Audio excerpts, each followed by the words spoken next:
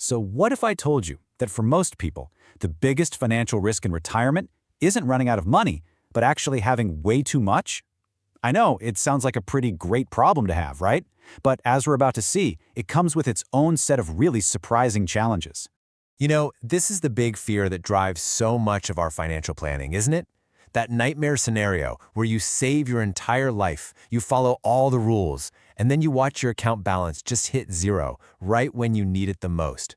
Does playing it safe really mean you're cutting it that close?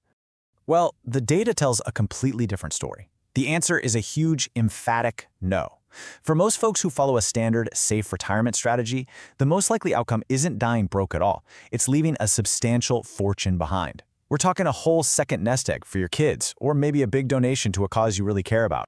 So what's going on here? Why is there this massive disconnect between our biggest fears and what the data actually shows? Let's peel back the layers on what we could call the Great Retirement Money Myth.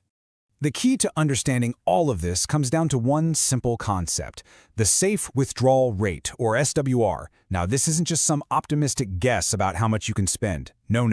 This is a battle-tested strategy that's been designed to survive the absolute worst financial storms you can imagine. Think the Great Depression, the dot-com bust, all of it. It's built on a mountain of real history and computer models to make sure your money lasts. And because it's built to be so safe, it has some really surprising side effects. To see what I mean, let's start by looking at what thousands of computer simulations of retirement portfolios actually show us. And honestly, the results might just blow you away. Okay, so what you're looking at here, yeah, it kind of looks like a mess of spaghetti, right? But each one of those gray lines is a possible 30-year retirement journey for a $1 million portfolio. This single chart shows 500 different simulated futures. Some of them shoot way up, others take a scary dip, but it just perfectly shows you the huge range of what could happen. That spaghetti chart is a little wild, I'll admit. So let's bring some order to that chaos. This slide takes all 500 of those final balances and sorts them into a nice, simple histogram. This makes it so much easier to see where most people are actually likely to end up after 30 years. And boom, here's the core takeaway. What's the chance you end your 30-year retirement with more than the $1 million you started with? A whopping 79.2%. Just let that sink in for a second. In nearly 4 out of every 5 simulations, the portfolio didn't just survive, it actually grew. So what does safe really mean here? Well, out of those 500 different simulations, each with its own crazy set of market twists and turns, only one, just a single one, ran out of money before the 30-year mark. That one failure represents a truly disastrous, historically rare string of bad luck. That's just how powerful that built-in safety buffer really is. Okay, so simulations are one thing, but they aren't real life. I get it. So let's shift gears and see what happens when we stop simulating and start looking at what has actually happened in real-world market history. Now, this chart might look a lot like the first one, but it's totally different. This is based on real life. Each line here represents a 30-year retirement that started in a different month in actual U.S. market history, going back decades. This is the ultimate stress test, showing how the strategy would have held up through actual wars, recessions, and booms. And when we organize all of this historical data, just like we did with the simulations, a very familiar pattern shows up. Now, the outcomes aren't quite as wildly optimistic as some of the simulations. Reality tends to be a bit more grounded, but the main message is exactly the same. Success is the rule, not the exception. So how much extra money are we talking about?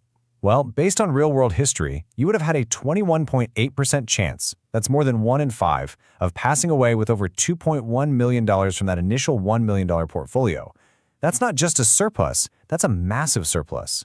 And this is where things get really, really interesting. Because now we have to ask an almost philosophical question.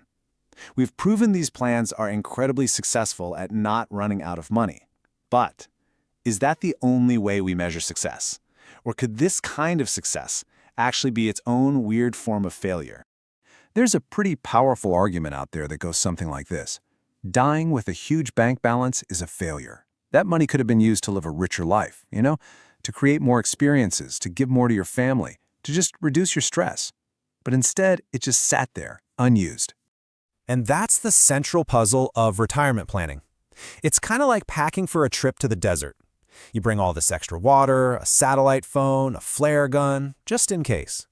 But if you have a perfectly normal, boring trip, you end up just carrying a lot of extra weight you never needed. That's exactly what's happening with our retirement money. So, if having a big surplus is the most likely outcome, what do you do about it? You can't just ignore it. So let's talk about how to actually plan for this problem. The source material suggests a pretty straightforward two-step approach. First, make a legacy plan, and do it early. Don't let that surplus be an accident. Decide with intention where you want that money to go, to your family, to causes you care about, and then work with a pro to make it official. And second, review your plan every so often, say every 8 to 10 years. If the markets have been good and your portfolio has grown a lot, it might be time to sit down with an advisor and reevaluate things.